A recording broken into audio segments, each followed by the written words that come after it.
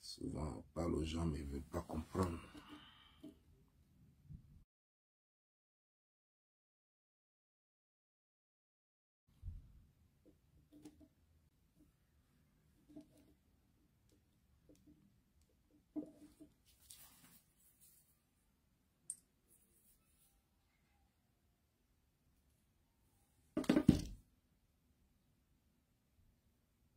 Dina, ses parents sont inconsolables.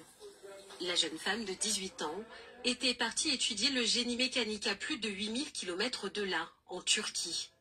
Mais pour Dina, la situation sur place était difficile. Dans un message audio envoyé à sa mère, un jour avant sa disparition, Dina indiquait souffrir de racisme dans la ville de Karabük.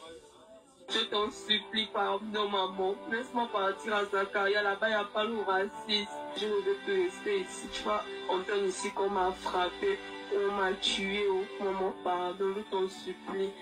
Hier, tu as failli me gifler, maman, tu vois, on donne ici qu'on m'a frappé à mort. Pardon, si tu veux me voir en vie, maman, laisse-moi partir là-bas.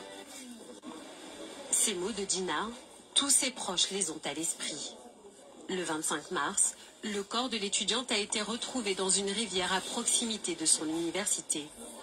Les premières conclusions de l'enquête turque indiquent qu'il s'agirait d'une noyade et qu'aucune blessure ou trace de violence sexuelle n'ont été repérées. La famille de Dina et la représentation gabonaise sur place réclament une contre-expertise. Nous ne croyons pas à la noyade. Pour nous, c'est un assassinat. Que justice soit rendue, que les coupables soient saisis et punis selon la loi. C'est tout ce que... Voilà, bonsoir. C'est l'histoire d'une jeune fille du nom de Dina, une Gabonaise qui apparemment... Faut pas gâter ce téléphone là, merde.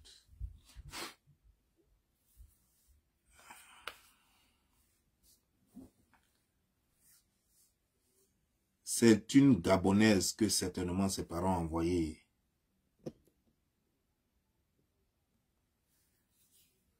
en Turquie pour étudier. Vous voyez, c'est ça le drame de l'Afrique. Et j'en parle souvent, les gens ne veulent pas comprendre, en fait. D'abord, j'aimerais souhaiter mes condoléances ici à toute l'Afrique et surtout au peuple gabonais, en particulier à cette famille éplorée. Mais il faut qu'on parle. Il faut qu'on parle.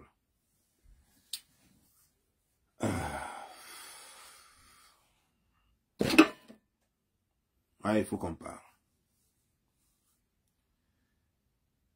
Madame, votre fille, depuis un certain temps, vous envoie des messages disant qu'elle est dans un quartier dangereux, où il y a du racisme, dans une ville, même pas un quartier, mais dans une ville dangereuse. Je comprends que c'est difficile en Afrique et que c'est pas, on ne peut pas réunir l'argent aussi facilement. Mais d'après mes informations, c'est que cette fille, elle est partie il n'y a même pas longtemps, ça fait 6 mois, si mes informations sont vraies. Parce que cette fille a sa cousine directe ici au Texas, plus précisément à Dallas, et qui a révélé certaines choses. Elle est là-bas depuis 6 mois. Elle est arrivée d'abord, elle a fait un mois chez quelqu'un. On ne sait pour quelle raison la personne a préféré plutôt qu'elle aille prendre sa maison. Et c'est comme ça qu'elle allait louer une maison dans un quartier précaire. C'est comme ça que le monsieur l'a aidé à trouver une maison plutôt dans un quartier précaire. Il y a tellement de questions qu'on se pose lorsque c'est comme ça. D'abord, vous êtes sur un territoire et votre compatriote arrive vers vous. Vous ne l'amenez pas dans un quartier précaire. Surtout quand elle a 17 ans. On dit 17 ans, d'autres disent 18 ans, peu importe. Toujours est-il que moi, je ne vois pas la différence entre 17 et 18 ans. 17-18 ans, c'est juste fait pour lorsqu'on veut coucher ou marier une fille. Et moi, je ne vois pas la différence entre 17-18 ans ou 18-19 ans. Je ne vois aucune différence. Pour moi, c'est la même chose. Votre compatriote vient, vous allez la mettre, elle ne connaît pas le pays, elle vient pour étudier. Et vous l'amenez dans une ville d'abord, qu'elle dit, c'est elle-même, là c'est le voice maintenant, parce que ce qu'on m'a dit pour que je fasse la vidéo là, ce que j'ai entendu et ce que j'ai entendu dans le voice, ça fait deux choses différentes. Parce qu'on m'a dit que non, on l'avait mise dans un quartier plutôt précaire, mais ce que j'ai entendu dans le voice, c'est plus que le quartier, c'est dans la ville. Elle veut même pas rester dans la ville. Bon, est-ce que c'est comme aux États-Unis ici? Est-ce que c'est la ville qu'elle appelle le quartier? Je ne sais pas. Toujours est-il que la fille avait peur d'être dans ce quartier-là, dans cette ville-là. Et elle appelle ses parents pour supplier. Mais pourquoi? Lorsque vous amenez vos enfants à l'école à l'extérieur, soyez prêts. Tu ne peux pas emmener ton enfant à l'école à l'extérieur alors que financièrement tu n'es pas prêt. Et c'est l'enfant qui doit subir. L'enfant va sur une terre inconnue. D'abord la Turquie, je me demande même quand vous allez en Turquie, moi je comprends les chercheurs, eux ils n'ont pas le choix. Ils se disent, je passe ou je meurs. Ça c'est la mentalité des chercheurs. Mais pour une étudiante, elle n'a pas ce choix-là. Elle a des choix. Pour une étudiante, elle n'est pas obligée d'aller étudier en Turquie. Elle n'est pas obligée d'aller étudier en Tunisie. Une étudiante, elle peut aller étudier en Côte d'Ivoire. Une étudiante, elle peut aller étudier au Sénégal. Une étudiante, elle peut aller dans un coin plus sécurisé où elle peut facilement s'en sortir. Dans un pays arabe, tu vas t'en sortir comment? Est-ce que tu connais même les règles même des pays arabes même d'abord? Est-ce que vous connaissez les règles des pays musulmans? Vous ne connaissez même pas les règles. Il y a quelque chose là-bas qu'ils appellent shadia ou bien je ne sais pas quoi là. Où les gens lapident tout simplement parce qu'une fille, elle tombait amoureuse de quelqu'un. On peut lapider la fille jusqu'à mort. On peut lapider une fille à mort juste parce qu'elle n'a pas porté le voile. Ils ont de ces règles bizarres. C'est dans ces coins-là que vous amenez vos enfants. Mais vous êtes terribles, vous, là. Moi, je peux comprendre les chercheurs qui prennent leur propre argent pour aller dans ces coins-là. Ça a leur risque et péril. C'est des chercheurs. On ne peut pas les en vouloir. Mais pour des étudiantes qui ont un avenir promoteur, en fait, des étudiantes qui ont encore du support. Parce que quand on parle d'étudiants, quand on parle d'élèves, ça prouve que c'est des gens qui ont du support. Donc, c'est des gens qui ne sont pas censés travailler. C'est des gens qui sont censés aller seulement étudier, c'est-à-dire aller à l'école ou étudier, et qu'il y a du support qui doit venir, du support financier, tout genre un support financier, un support moral qui doit venir pour les accompagner dans leurs études. C'est ça, un étudiant.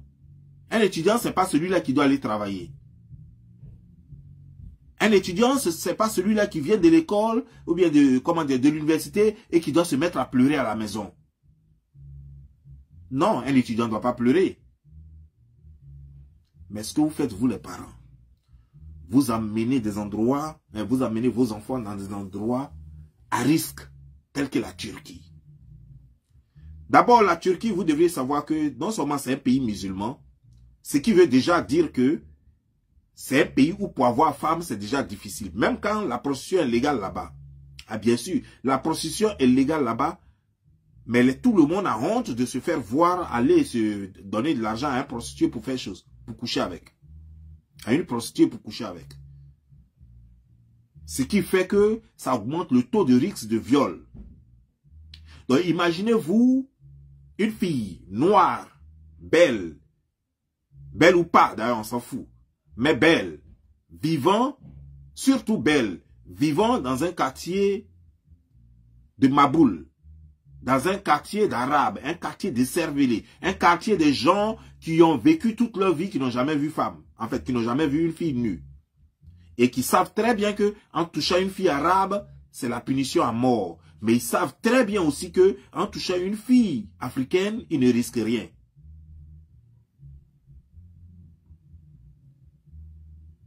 Et une fille va là-bas isolée, seule. Sans colocataire, sans un garçon à côté, sans parents à côté, sans d'autres noirs autour d'elle. Qu'est-ce que vous espérez? Qu'est-ce que vous espérez dans ce cas-là? Vous espérez quoi? Qu'est-ce que vous espérez qui peut arriver à cette fille? Elle est dans un quartier désespéré. Vous avez écouté tout à l'heure l'audio que j'ai joué où la fille dit, elle supplie ses parents de lui envoyer de l'argent pour qu'elle quitte là. Et bizarrement, le week-end, la mort arrive. Mais la fille doit être dompe, elle doit être bête comme ses parents. Celle qui est morte là. Mais c'est pas possible. Tu sais qu'un quartier est dangereux comme ça. On te suit chaque soir. Mais tu connais pas la communauté gabonaise. Prends tes affaires, arrange-toi. Tu es là-bas depuis 6 mois. Tu connais quand même des filles gabonaises.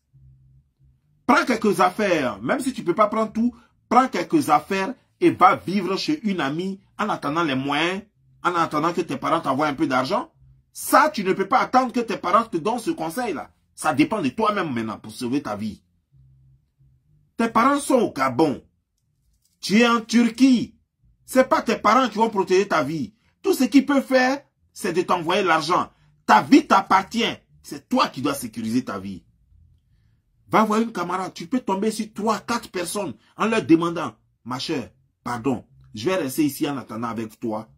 Le temps que mes parents envoient l'argent et puis je vais prendre une maison dans un autre quartier. Si tu veux, le temps que je suis chez toi là, faut tout calculer. Quand mon argent vient être là, je te paye. La première va refuser, la deuxième va refuser, mais il y a forcément une qui va accepter. Ça peut être la 4e, la 5e, il y a une qui va accepter. Et ta vie sera sauve.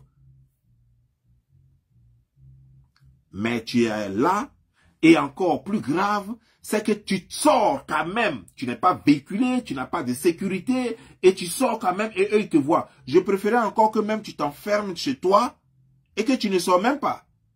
Même si tu as faim, vaut mieux rester là. Parce qu'à une certaine heure déjà, vaut mieux ne même plus sortir. La journée, c'est encore mieux. Mais je suis sûr, tel que je connais les filles de maintenant, la liberté.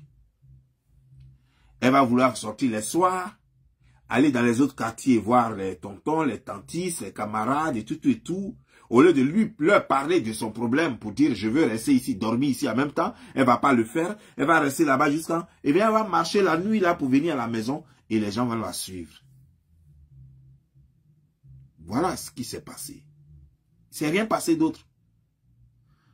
Les Tunisiens, les Turcs ont fait leurs enquêtes, ils trouvent que il n'y a pas viol. Les Africains sont en train de balancer partout sur les réseaux sociaux que la fille a été violée. J'aimerais poser, j'ai tellement de questions à poser à la communauté gabonaise en Turquie. Malheureusement, je ne connais pas un seul. Et j'espère qu'un me contactera après cette vidéo. Mais je vais vous poser une seule question, une simple question. Dans ce quartier-là, elle était la seule noire qui vivait dans ce quartier. Le quartier où elle vivait, la ville où elle vivait là. Elle était la seule noire qui vivait là-bas. C'est la première question. La deuxième question, elle était la seule gabonaise qui vivait là-bas. Il n'y avait pas d'autres gabonaises comme elle qui vivaient là-bas. Pourquoi le choix de ce quartier? La troisième question, c'est pourquoi le choix de ce quartier-là? Pourquoi une de vos sœurs vient étudier et vous l'isolez, une mineure?